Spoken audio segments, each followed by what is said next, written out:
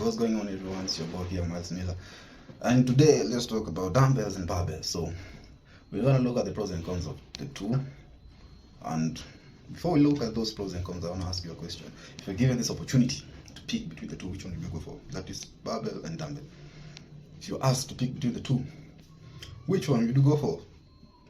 So let me know in the comment section, and let's jump into it.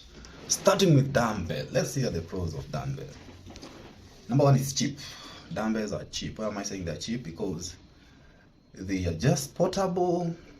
You see, if you want to say, let's go on a vacation, it's easy to pack a rack of dumbbell that is adjustable, as opposed to bars, plates, clips, and all that. You see, it's a lot of work. So it's cheap and portable. So even take an example of lockdown. Yes, most of us were in lockdown, and some of us couldn't access the gym because they were locked. So if you had a dumbbell, a pair of dumbbell at home, you'd see you could have done all the exercise that a barbell could do easily. So it's portable and cheap. Number two, it activates muscle more than the barbell. It has a higher muscle activation than the barbell. When you hear the word activation, just think about the range of motion and the natural path that the body normally works through. So if you are doing bench press using a bar, this is a bar here, I push the bar to my chest, it can't go past that. But if I switch to dumbbell, you see, can go an extra range of motion. So that extra range of motion is what we call muscle activation. Okay, thank you. So another thing that you want to know is it mimics the natural movement. So when you're doing biceps curl like this, and this is the barbell, now you're doing biceps curl. You see, this is not your natural movement. No, this is your natural movement. This, like, you cannot walk like this, right? You walk like this, like. So the dumbbell forces you to mimic the natural movement. So that's why you normally curl like this. If you pay attention, you curl like this. This is your natural movement. But the bar, what will it do? It will force you to twist like this. So you're curling the barbell. This is what the barbell does to your biceps. It forces you to go a natural path. When the dumbbell, natural. Barbell, unnatural. So it forces you to mimic the natural path. Okay? When it comes to muscle imbalance, so when you talk about muscle imbalance, it's in two ways. You have strength imbalance and growth imbalance in terms of muscle. So if you notice maybe one lat is bigger than the other, see, you'll fix that using a dumbbell. You'll start doing maybe single arm row, alternating one arm after the other. The barbell will force you to do that exercise bilaterally. Okay? So you'll not have solved the issue if you're using a barbell. But if you switch to dumbbell, it's easy to solve that. Another thing, if you're doing maybe shoulder press, that is dumbbell overhead press, using a barbell, you will not notice which side is stronger than the other, because again, the arms are assisting each other bilaterally with both arms. But dumbbell, you can choose to do alternating press. Now, this reach a point where you feel like your right arm fatigues more than your left, or the other way around. So again, you'll know how to work around that. So dumbbell will fix that automatically. Another thing that you should know, it helps you to work around pains and aches. So if you're having a shoulder issue, maybe you're having an impingement on your shoulder, a rotator cuff is fucked up, the easiest way to solve that issue is using dumbbell. Again, the barbell will force you to go the natural way, while the dumbbell, maybe you'll feel a pain when you're pushing the bar over your head. But when you use the dumbbell, you can do the same movement, but you can decide now to twist your arms to a neutral position and do the same exercise. Maybe when you twist like this, the stresses on that joint decreases. But when you switch to now this other side, which is called the overgrip, the stress in that area increases. So you see, it minimizes such, we call it pains and aches. So that is the work of a dumbbell, to minimize pain and aches. Another thing that you know is it is good for your upper body.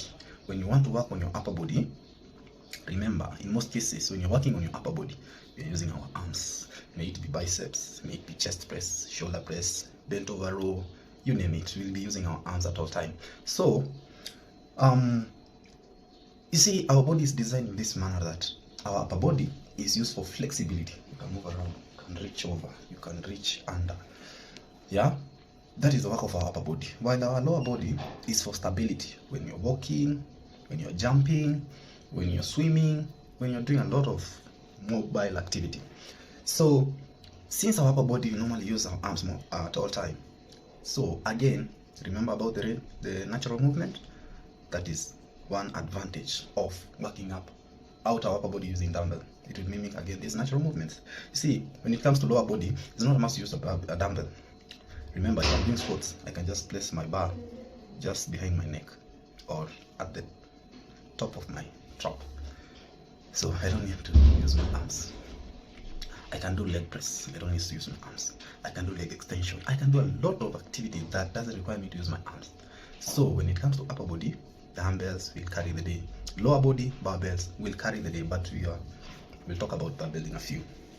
So that is another advantage. Another thing you should know, it's for coordination and for coordination. So when it comes to coordination, you want to focus, right? When I'm doing, say, a preacher curl, single arm preacher curl using a dumbbell. See, this is preacher curl. See, I'll have to focus so that if I'm doing 10 over here, I don't have to do 8 or 11 over on this other side. I'll have to balance 8 side each side, 8 each side, 10 each side, like that. So when it comes to coordination, a dumbbell will help you to coordinate better with your muscle than a barbell. Why? Because again, you want to focus on your left side and on your right side. You don't want to emphasize more on one side over the other. You want to focus on each side equally. So when it comes to coordination, that's one advantage of dumbbell over barbell. You will focus more, and you will try to reduce these things like muscle imbalance and all that. Remember, you get some muscle imbalance, strength imbalance out of not paying attention on your lifts, yeah? So you'll not notice, if you're always relying on the barbell at all time, such small issues happening in your body, unless you switch now to dumbbell and see which side of your body is stronger than the other. Okay? Last but not the least, I want to talk about bailing out. When you're doing a bench press, using a barbell, assuming you've locked your bar, the place that is on each side with the clips, and you've reached to failure, you cannot press an extra rep, what will you do? And you are alone in the gym, my friend, you'll die. You'll watch yourself dying in the gym. So it will be hard for you to bail out unless, I don't know, you have this powerful core that you can be able to do a sit-ups and throw the bar from your body. But with the dumbbell, you just drop the weights. I cannot do an extra rep. Boom, drop the weights. That's it. So it's easy to bail out on a barbell, on a dumbbell, than on a barbell. Last one, let's talk about aesthetics. If you want to look cute, like a Greek god, if you want to chisel that body, again, remember about range of motion. So number one advantage of dumbbell over barbell is range of motion and natural movement. So a dumbbell will force you to mimic a natural movement, which will be advantage to your aesthetics. Okay? You see, if you again do an extra range of motion, like you say, let me switch now from doing this to doing this and this and this, it will be easier using a dumbbell than a barbell. You see? And those twisting and turning is what I'm talking about. Those twisting and turning is what I'm talking about when it comes to aesthetics. Yeah? You'll say, because when I twist my arm to a neutral point, I'm working out on a certain muscle, which is maybe the brachialis, right?